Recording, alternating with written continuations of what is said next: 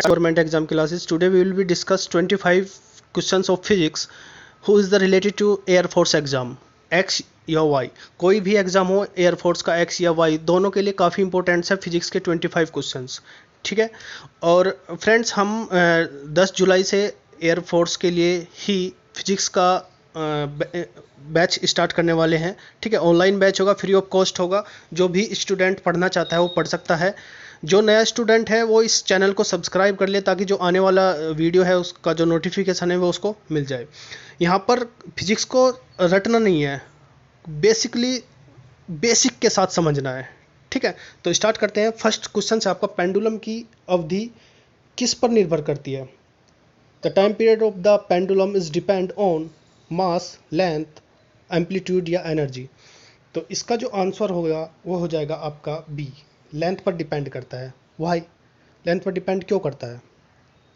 T is equal to होता है 2 pi under root L upon g. जो टाइम पीरियड होता है, ठीक है, जो समय होता है पेंडुलम का वो अंडर रूट एल पर डिपेंड करता है. प्रोपोर्शनली होता है under root L. Under root L, what is the under root L? Under root L क्या है? अंडर रूट एल है, जैसे सपोज करो ये पेंडुलम है, ये लटका हुआ पेंडुलम है. ठीक है. ये आपका पेंडुलम है, ये लटका हुआ है, ये एल लेंथ की वायर से या रस्सी से लटका हुआ है जिसकी एल लेंथ है. तो ये एल लेंथ ही क्या है? Under root L upon under root L है. ठीक है. ये आपका पेंडुलम होगा. समझ गए? नेक्स्ट है आपका, यदि 0.4 ओम प्रतिरोध के तार की लंबाई को 2 गुनी कर दी जाए तो उसका प्रतिरोध कितना होगा? 0.6 ओम, 0.8 ओम, 0.12 ओम या 0.4 ओम. तो इसका जो आंसर है वो हो जाएगा आपका 0.8 ओम.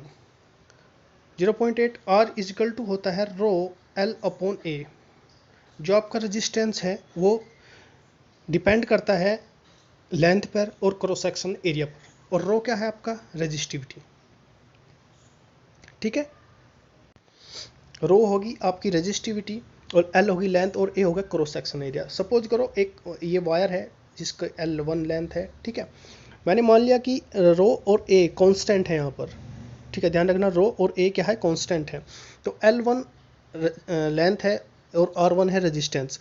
जब ये रेजिस्टेंस इसकी लेंथ डबल कर दी, 2L1 कर दी, मतलब अब रेजिस्टेंस कितना होगा? अब R2 कितना होगा?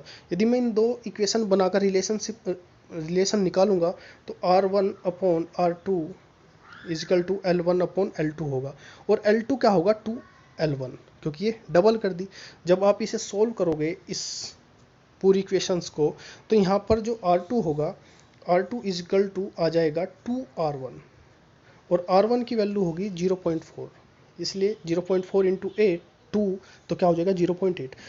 कंप्लीटली वीडियो को बार बार आप रिपीट करके कंप्लीटली चेक करो अपनी मिस्टेक को, यदि आप मिस्टेक कर रहे हो क्वेश्चंस में. ठीक है. नेक्स्ट, यदि पेंडुलम का द्रव्यमान 2 गुना हो जाता है तो अवधि क्या होगी? 2 गुना, आधी, 4 गुना, समान रहेगी. If the mass of the pendulum is double then what will be the time period of oscillation? Double, half या 4 टाइम्स या remains constant. So what will be the answer? तो इसका जो आंसर हो जाएगा वो हो जाएगा आपका डी. समान रहेगी. क्यों समान रहेगी? Because T is equal to 2 pi under root L upon g. So T does not depend on the mass. द्रव्यमान पर डिपेंड नहीं करता है टी. तो मास आप चाहे कितना भी गुना कर लो, कैसा भी चेंज कर लो, there will be no effect on T.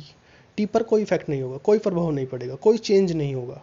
ठीक है. तो इसका रिमेन्स कांस्टेंट होगा, समान रहेगी. डी आंसर हो जाएगा. नेक्स्ट है, यदि एक पेंडुलम को पानी से भरे जार में डाला जाता है तो इसकी समय अवधि क्या होगी? बढ़ जाएगी, घट जाएगी, समान रहेगी, इनमें से कोई नहीं. तो इसका जो आंसर है आपका ए. ये पेंडुलम है, जब इसे उसमें डालोगे, पानी में डालोगे, ठीक है, तो क्या होगा?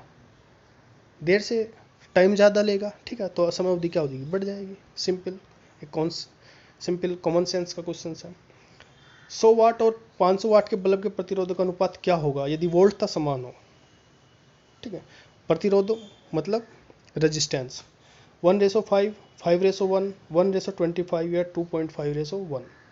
तो इसका जो आंसर है वो होगा आपका बी. बी कैसे होगा?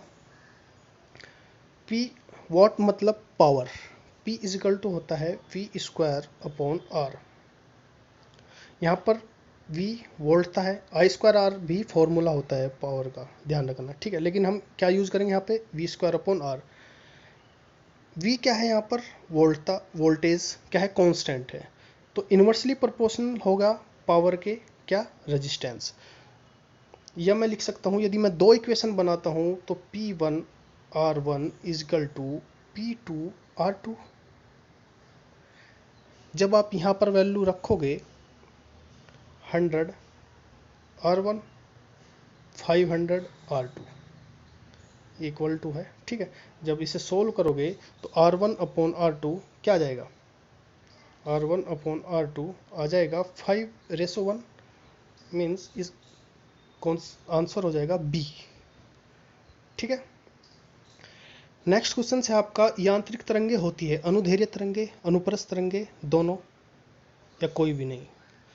यांत्रिक तरंगे mechanical wave, mechanical wave is longitudinal wave, transverse wave या बोथ या कोई भी, नन ऑफ दिस। तो इसका जो आंसर हो जाएगा वो हो जाएगा आपका सी। मैकेनिकल वेव होती है आपकी, ट्रांसवर्स वेव भी होती है, लॉन्गिट्यूडनल वेव भी होती है और ट्रांसवर्स वेव भी होती है, अनुदैर्घ्य भी होती है और अनुप्रस्थ भी होती है, ठीक है। ये ध्यान रखना है आपको। नेक्स्ट है आपका, अनुप्रस्थ तरंगे किस में फैल सकती है, किस में ट्रांसफर कर सकती है। अनुप्रस्थ मीन्स आपका transverse wave, transverse wave can be transfer in which medium, gas या धातु, दोनों में, गैस या धातु में नहीं, गैस में नहीं परंतु धातु में, न तो गैस में और नहीं धातु में, तो इसका जो आंसर हो जाएगा वो हो जाएगा सी। बिकॉज जो ट्रांसवर्स वेव होती है वे हमेशा कहाँ पर, सॉलिड में ट्रांसफर होती है, किसमें, सॉलिड में, और जो लिक्विड होता है उसकी अपर सरफेस पर, ये ध्यान रखना है।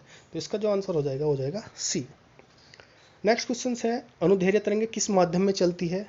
Longitudinal wave is transfer in what medium, solid, liquid, gas या थ्री ऑफ देम। तो इसका जो आंसर हो जाएगा वो हो जाएगा आपका डी, तीनों में ट्रांसफर होती है लॉन्गिट्यूडनल वेव जो होती है, जो अनुदैर्घ्य तरंगे होती है, ठोस, द्रव, गैस, तीनों में होती है, ठीक है, क्योंकि ये वॉल्यूम इलास्टिसिटी रखती है। तरंगे जिनके प्रसार के लिए किसी भी भौतिक माध्यम की आवश्यकता नहीं होती है, द्रव्य तरंगे, यांत्रिक तरंगे, लोचदार तरंगे या विद्युत चुंबकीय तरंगे। तो इसका जो आंसर हो जाएगा वो होगा आपका option D, electromagnetic wave. Electromagnetic wave के लिए there is no need of medium, कोई मीडियम की कोई भी आवश्यकता नहीं होती है इलेक्ट्रोमैग्नेटिक वेव की, बिकॉज दे आर न्यूट्रल, ये हमेशा ये क्या होती है, ये न्यूट्रल होती है, there is a no charge. So विद्युत चुंबकीय तरंगे या इलेक्ट्रोमैग्नेटिक वेव किसी भी के लिए ट्रांसफर के लिए माध्यम की आवश्यकता नहीं होती है। कोई कमेंट करके एग्जाम्पल बता सकता है कि इलेक्ट्रोमैग्नेटिक वेव कौन सी है। मैं ऑप्शंस भी दे देता हूँ, अल्फा, बीटा, गामा, कौन सी है इनमें से। नेक्स्ट है आपका, ये इनमें से कोई नहीं, कमेंट करके बता सकता है। किसी तरंग की समय अवधि और उसकी आवर्ती का गुणनफल क्या होगा, अनंत, शून्य, यूनिटी या इनमें से कोई नहीं। इसका जो आंसर है वो है आपका ऑप्शन सी, बिकॉज टी और लैम्डा क्या होगा, लैम्डा क्या है, आवर्ती है, फ्रीक्वेंसी, ठीक है। तो टी होता है 1/λ इंटू लैम्डा, तो ये आ जाएगा आपका 1 मीन्स यूनिटी, तो इसका सी आंसर हो जाएगा। नेक्स्ट है आपका, कोयले में संग्रहित ऊर्जा होती है, गतिज ऊर्जा, स्थितिज ऊर्जा, kinetic energy, potential energy, chemical energy या nuclear energy. What will be, what is the energy in coal. So इसका जो आंसर है वो हो जाएगा आपका सी, केमिकल एनर्जी होती है, जो कोल होता है उसमें जो संग्रहित ऊर्जा होती है, एनर्जी होती है रासायनिक ऊर्जा। नेक्स्ट है, भारत में प्रत्यावर्ती धारा मेंस की आवर्ती कितनी होती है। प्रत्यावर्ती धारा को मैं बता देता हूँ, एसी होता है इसका मतलब, अल्टरनेटिव करंट, ठीक है। जो इंग्लिश मीडियम के स्टूडेंट हैं उनके लिए अल्टरनेटिव करंट। इंडिया में उनके लिए फ्रीक्वेंसी कितनी होती है, 60 हर्ट्ज, 50 हर्ट्ज, 80 हर्ट्ज या 120 हर्ट्ज। तो इसका आंसर है आपका 50 हर्ट्ज। एक आवेशित खोखले गोले के केंद्र में विद्युतीय विभव कितना होता है, शून्य, अनंत, 4 पाई × 10⁻⁹ या इनमें से कोई नहीं। तो इसका जो आंसर है वो हो जाएगा आपका ए होता है, ठीक है, ध्यान रखना, ए होता है विभव जो होता है पोटेंशियल। नेक्स्ट है आपका किसी अर्धचालक को गर्म करने से उसके प्रतिरोध पर क्या प्रभाव पड़ता है। अर्धचालक मीन्स सेमीकंडक्टर, ठीक है, बढ़ता है, घटता है, या अपरिवर्तित रहता है, या घटता बढ़ता है। तो इसका जो आंसर है वो हो जाएगा आपका बी, घटता है। नेक्स्ट है निम्नलिखित में से कौन सी एक सदिश राशि है। संवेग, दाब, ऊर्जा, कार्य, मोमेंटम, प्रेशर, एनर्जी या वर्क। तो इसका जो आंसर है वो हो जाएगा आपका ए, संवेग, मोमेंटम। 1 ग्राम और 4 ग्राम द्रव्यमान की दो वस्तुएं एक ही गतिज ऊर्जा से गति कर रही है, उनकी रेखीय वेग का परिणाम का अनुपात होगा 4:1, 1:2, 2:1, 1:6। इसका जो आंसर है वो हो जाएगा आपका सी कैसे हो जाएगा, K kinetic energy is equal to half m v square, ठीक है। के कॉन्स्टेंट है आपका, रिलेशंस किस में निकालना है, एम वी में।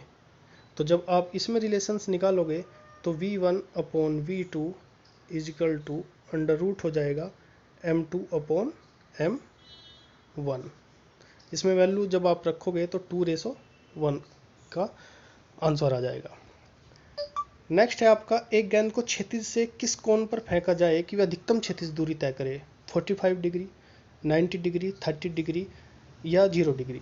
तो इसका जो आंसर है वो हो जाएगा आपका 45 डिग्री, बिकॉज जो क्षैतिज जो दूरी होती है h इज इक्वल टू, या आप समझ सकते हैं साइन स्क्वायर 2 थीटा पर डिपेंड करती है। किस पर डिपेंड करती है, 2 थीटा पे। तो जब आप थीटा रखोगे तो साइन 90 हो जाएगा, और साइन 90 ही मैक्सिमम वैल्यू होता है साइन की, राइट। नेक्स्ट आपका वेग को यदि दुगना कर दिया जाए तो संवेग पर क्या प्रभाव पड़ेगा। What will be the effect on momentum if the mass is double, if the velocity is double हो जाएगा, हाफ हो जाएगा, there will be no changes, या 4 टाइम्स हो जाएगा। तो इसका जो आंसर हो जाएगा वो हो जाएगा आपका ए, 2 गुना, क्योंकि P इज इक्वल टू होता है mv। जब आप वेलोसिटी को डबल करोगे तो मोमेंटम या संवेग डबल हो जाएगा, राइट फ्रेंड्स। नेक्स्ट है स्टील से बनी गोलाकार गेंद को मरकरी के पात्र में डालने पर वह मरकरी में डूब जाएगी, मरकरी के पृष्ठ के ऊपर आ रहेगी, मरकरी में निमज्जित हो जाएगी, या मरकरी में घुल जाएगी। तो इसका जो आंसर है वो हो जाएगा आपका बी। ये किस कारण होता है, पृष्ठ तनाव के कारण, राइट फ्रेंड्स। नेक्स्ट है आपका यदि किसी प्रारूपी पदार्थ को विद्युत प्रतिरोध को गिरकर शून्य हो जाता है तो शून्य हो जाता है तो उस पदार्थ को क्या कहते हैं, अतिचालक, सुपर कंडक्टर, या अर्धचालक, या सेमीकंडक्टर, या कंडक्टर चालक, या रोधी, ठीक है, इंसुलेटर। तो इसका जो आंसर है वो हो जाएगा आपका बी, सेमीकंडक्टर हो जाता है वो पदार्थ। नेक्स्ट है आपका वर्षा की बूंद का आकार गोलाकार किस कारण से होता है, श्यानता, पृष्ठ तनाव, प्रत्यास्थता, या गुरुत्व। तो इसका जो आंसर है वो है आपका बी, पृष्ठ तनाव के कारण गोलाकार हो जाता है वर्षा की बूंद का आकार।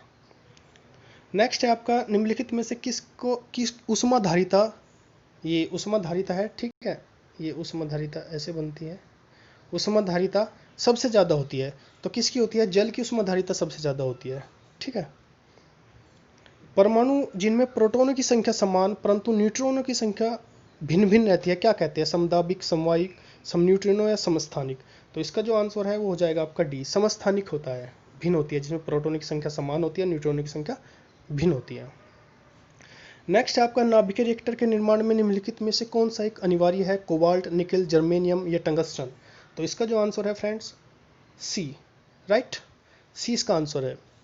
नेक्स्ट है आपका लास्ट क्वेश्चन से आपका ग्रहों की चाल से संबंधित नियम किसने दिए थे, कैप्लर, गैलीलियो, आइंस्टीन, टाइको ब्रे। तो इसका जो आंसर है वो है आपका ए, कैप्लर ने दिए थे ग्रहों के रूल्स, ठीक है फ्रेंड्स।